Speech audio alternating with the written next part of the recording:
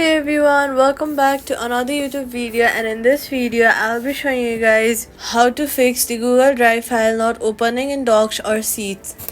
First of all, check that you have permission to the correct account and the correct account is active.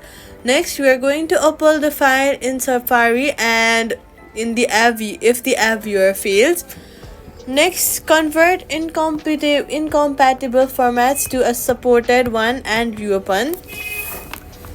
Safety tip: do not enable macros for or external scripts in Fire from unknown sources, since it can contain virus and it can completely take over your files. Next, quick fix: download the file and open it in the native app, Pages, Numbers, or Microsoft Office if Docs Sheets won't load it.